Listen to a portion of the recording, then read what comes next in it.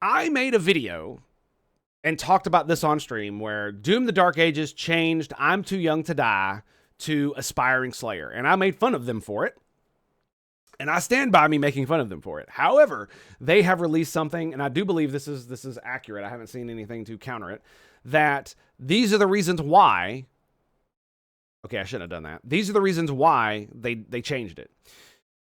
Providing granular control over settings is strongly recommended to let players match their abilities and preferences to the intended game experience. Naming or describing different difficulty options avoids indicating or explicitly stating that one option is better than another, such as this mode is the intended experience, and naming or describing difficulty levels in a way that demeans the players, such as baby mode. This is the part I have most of the problem with, but this first explanation right here, indicating or explicitly stating that one option is better than another, such as this mode is the intended experience, I can understand why you might change it for that. That's actually a valid reason. Because if the intended experience is to be what the player is what mode they are in best suits them, that's the intended experience, then you wouldn't want a mode that necessarily insults them or implies that this is not the intended experience. So that's a fairly logical reason. Fairly logical reason. In some StarCraft 2 campaigns, there's a difficulty called journalism. Oh my god. Does the game like just play itself at that point? Do you just auto win? And you know, the funny thing is that the journalists did it to themselves, right? Because they wanted to be real journalists, and instead they got stuck being video game journalists. And many of them don't even fucking like video games the way us gamers do, right? The way actual gamers do. And watching actual video game journalists play a video game and like epically fail so fucking hard, I just couldn't. Like, watching one of my cousins, who's like 9, play a first-person shooter better than someone who is supposed to be reviewing the Doom 2016 blew me the fuck away. Right? A 9-year-old who's played like maybe like a handful of like first-person shooters because, you know, they're violent and stuff. And so, you know, mommy didn't want them playing those kind of games until I came along. And watching like a 30-year-old dude whose job it is to play video games for a living and review them. It's like, it was like, I mean, maybe you know the guy, maybe you know the thing I'm talking about where the dude, it felt like he had almost never picked up a controller and played a first-person shooter before. That's how he was playing. Like he was like, you could tell he was playing on an easier mode and he was continuously missing shots and just playing very, very poorly for what you would consider someone who literally plays video games for a living. Where you would at least think your reflexes and your ability to react to things would be fairly substantial. But it wasn't. Custom campaigns, enemy do 90% less damage. Yeah, fair enough. Fair enough.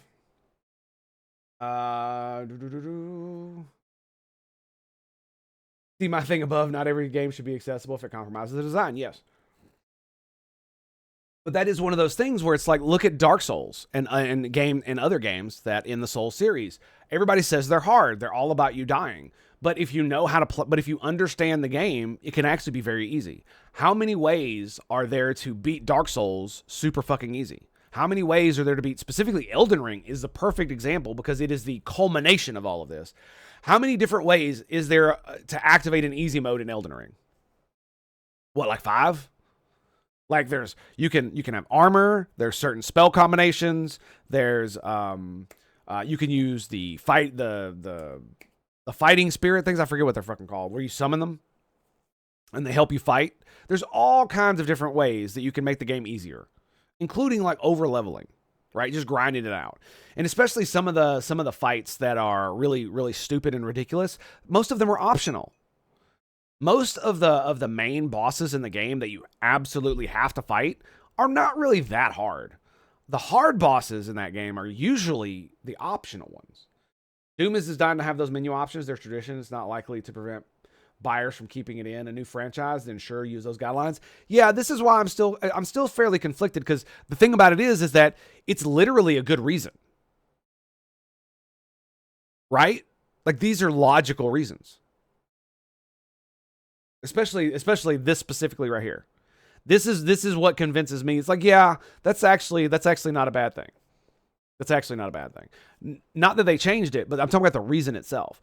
It's because there are games where, like Divinity Original Sin 2 is a great example. A good game, but there's a literal difficulty where it says this is the intended experience made by the developers. And then you go to the, super hard mode. This is not the intended experience, and you could have difficulty doing this considering how the game is made, but we wanted to put in a special hard mode. And then there's literally a story mode where it's like, this is an experience that's focused on the story, combat is minimal, and chances of death are low.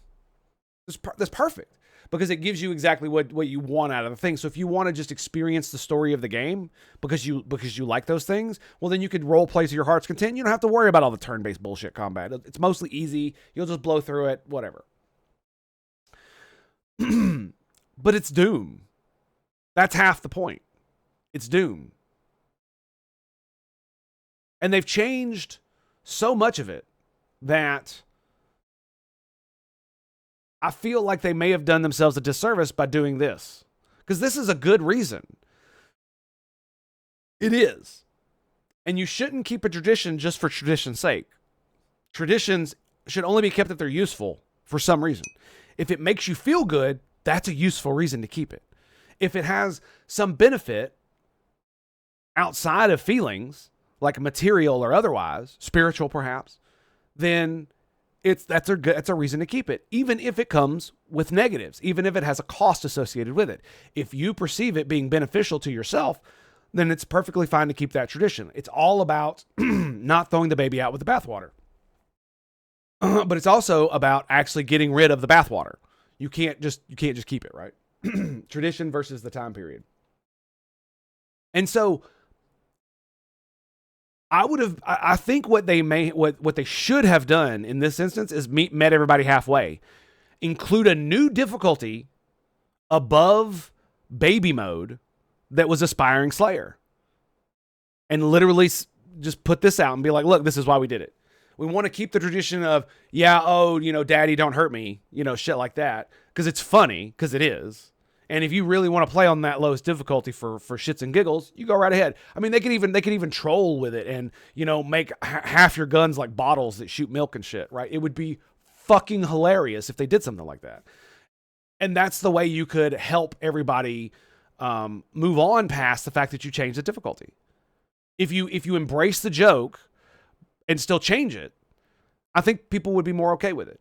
Because if they had still included, they don't have to do all the baby bottle shit like I was talking about. But if they had still included the daddy don't hurt me, and then put Aspiring Slayer right above it as a new difficulty where it was, where it was an old one, I think people would have been a lot more accepting. There could have been a lot of people who had been mad, but it's like you kept the tradition, but you changed it for modern times as well, right? It's just like, it's one of the reasons why a religion like Christianity was able to survive for damn near 2,000 years, is because as it was spread throughout multiple cultures all throughout the world, it changed to adapt to many of those cultures. So that not only do you have the the traditions of the first Christians and many of the Jews that became Christians in Christianity, but you also have in China, where there are Christians, they have their own traditions that they do outside of the stuff that we do here in America, and certain traditions that are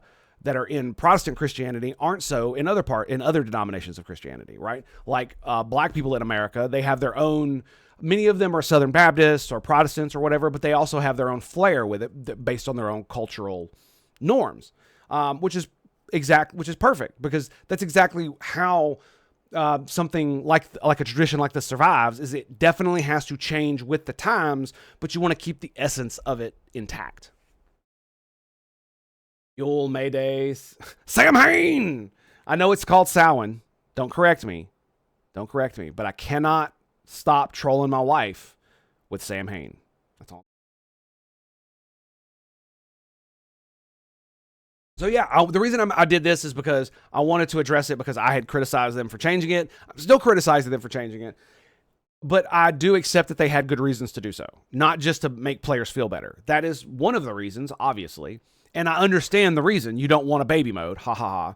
But the thing about it is you could have kept the baby mode in and added your new mode that was the Aspiring Slayer, so that you meet everybody in the middle, right? You keep the tradition, but you don't have to insult the players as much with the easiest difficulty. And you make the Daddy Don't Hurt Me mode some dumb shit, right? Where everything dies in one shot, right? Just make it ridiculously stupid. Like everything does like 75% less damage to you, and almost everything dies in one shot except the bosses. Right? That would literally be Daddy Don't Hurt Me mode, right? Where you just literally just blow through everything like you're a freaking demon. All right. Don't have to like it, don't have to accept it or play it or have fun, just play games. Yeah. And the funny thing is that Doom is actually not doing so hot on the charts. And people are wondering why. And I don't know, to be quite honest. Some people have said that it's because Doom 2000, or Doom, was it Doom Eternal? The one that came out a few years ago was not a great game. People praise it, but that doesn't make it good, right? And so one of the reasons that I've heard is because the previous game wasn't as good as everybody says it was. It was actually not that great. And so what that means is that sales of your next game, even if it is good, are going to go down. Right? It's just like it's the Star Wars phenomenon. When Force Awakens came out, it blew the fuck up. And everybody loved it and all this other stuff. And then the next movie came out, The Last Jedi, and it got a lot less. And then the next movie came out, and it got even less. Right?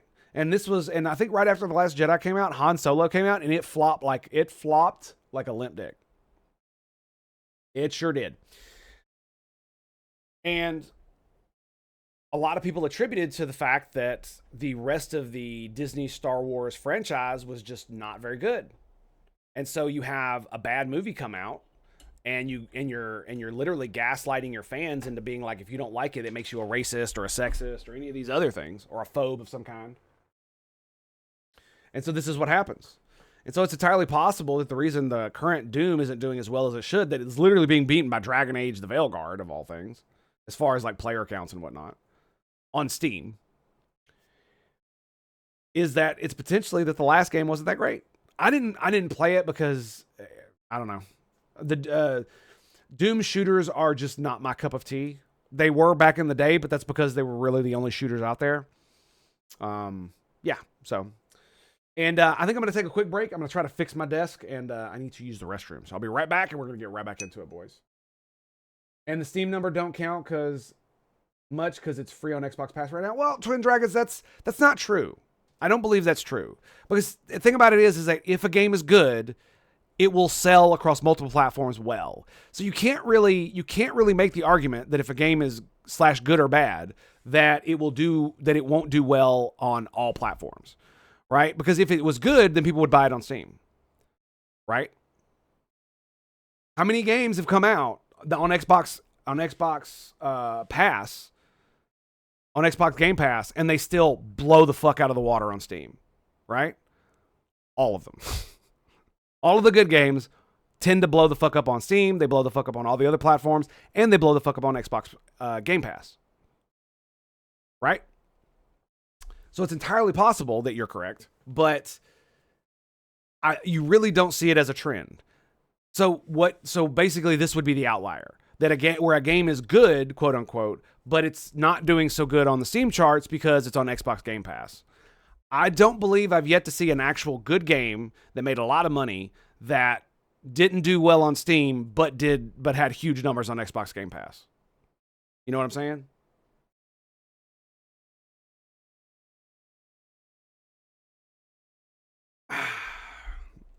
I'm not sure how congruent those numbers are. Yeah, I hear you. Exactly, yeah. So it's not even avowed Blue Pass predictions. Yes. Here's the thing. It's not a set in stone thing. I'm not saying that Doom, the new Doom game, is bad. I don't know. I haven't played it. The thing I'm saying is that the reason it might not be doing so well is because of the previous game, and you can look at the Steam charts to see that it's not doing so well, right? And it's a proxy. It's not a definitive thing. If it were only on Steam, then absolutely would be a definitive thing. But it's not only on Steam, so all you can do is use it as a proxy and a gauge, right? It's probable and most likely that the entire trend of the game is shown on Steam, even if it's on multiple platforms, because most platforms are going to look like, if a game is really fucking good and it's on every platform out there, then every platform is going to have similar graphs, right? Where people buy it, players fucking shoot the fuck up, and then it does the dip and valley over days and weeks afterwards, right? Where it loses and it continuously goes down, especially as a single player game where it just eventually will, lose its player base because everybody beat it. Scared the shit out of my mother a minute ago. Somehow I FaceTimed her and it's 4:30. Lovely. And so yes, again, it's just a proxy. It's not an actual, it's doing bad because of this. Or it's doing bad because Steam says it is. It's entirely possible it's not, but Steam is the premier platform and its base. So, all right, so I'll be right back. Stand by to stand by. Love your faces. Hey, boys. How's it going, my friends? Okay, so we're back. I fixed my desk. Yay. I actually may have screwed it in too tight. Might not be a good idea. Anyway, we're just gonna roll with it. Talking about Avowed, yeah. I'm exporting it to YouTube, but I did a tour of my office though. It's already out of date, so I got some shelves moved in. 2 more sets of shelves to go. You're exporting it to YouTube. Oh, your playthrough? I really wanted to get into Avowed because of the fact that it was made by Obsidian, and I loved Fallout New Vegas. And I wanted more. And this was one of the reasons why I was so disappointed with Fallout 4. Is because I hoped they had that Bethesda had the hubris to actually, do something fucking good for themselves. I streamed my office and talking about games the other day. Nice.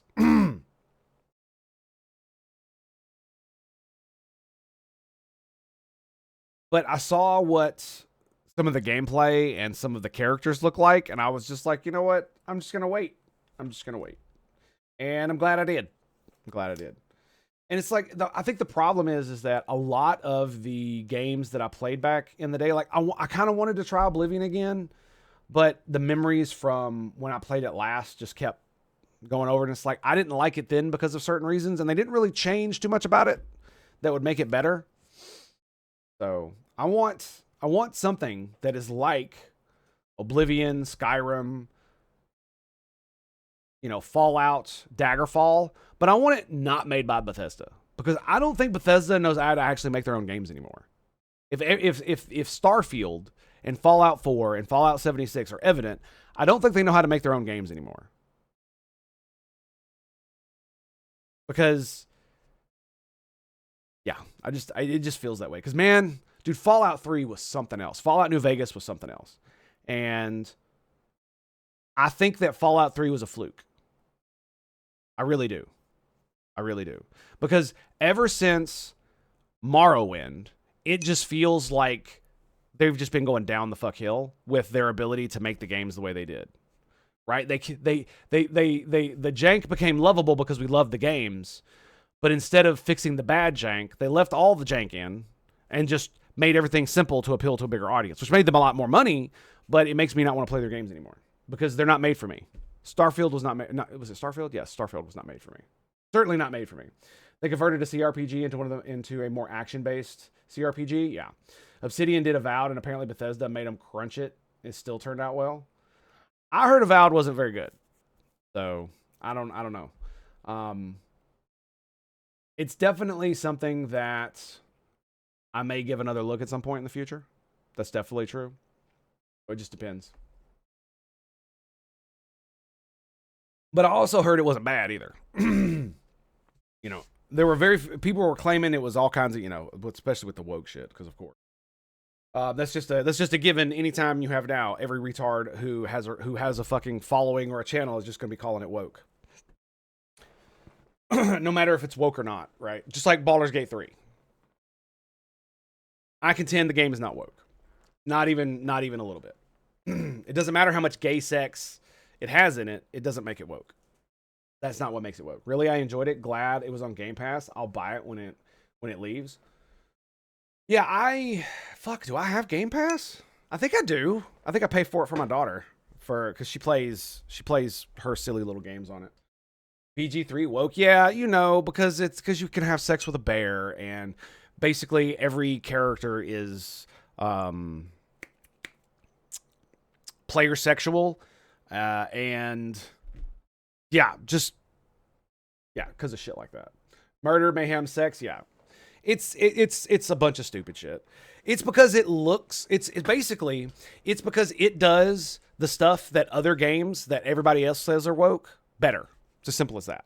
So when the other games come out and they have all their diversity quotas and all this other shit and they suck, that's woke.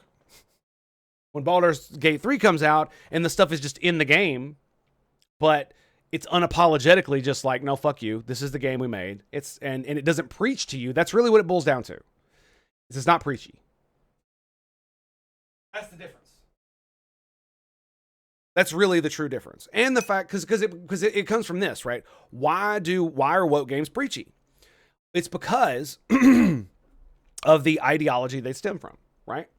It's like why most movies that are made by Christians about Christianity or God or anything like that come off as fucking preachy. It's because they're preaching at you based on their worldview.